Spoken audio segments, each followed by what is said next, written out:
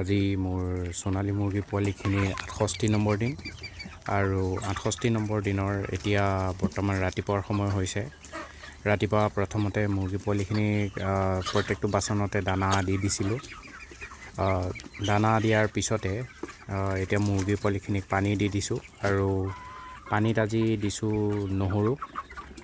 নহৰু প্ৰতি লিটাৰত এফুটা কৰি পেলাই দি দিয়া গৈছে, যাতে ৰোগ প্ৰতিৰোধ ক্ষমতা বৃদ্ধি হৈ থাকিব পাৰে মুৰ্গী পোৱালিখিনি, যিহেতুকে লাহে লাহে ডাঙৰ হৈ আহিছে। সেইকাৰণে ৰোগ প্ৰতিৰোধ ক্ষমতা বৃদ্ধি কৰি ৰখাটো অত্যন্ত প্ৰয়োজনীয় হৈ পৰে।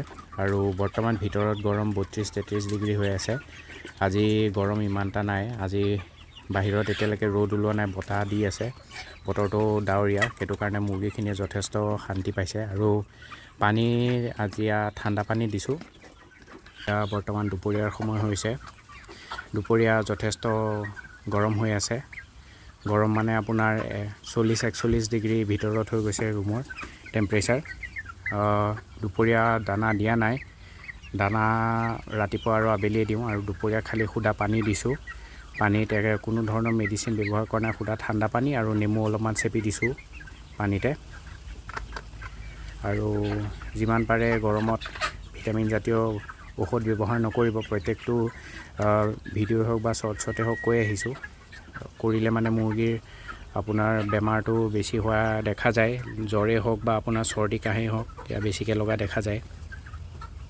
বৰ্তমান আবেলিৰ সময়। আবেলি মুৰ্গী পোৱালিখিনিক দানা দি দিছোঁ।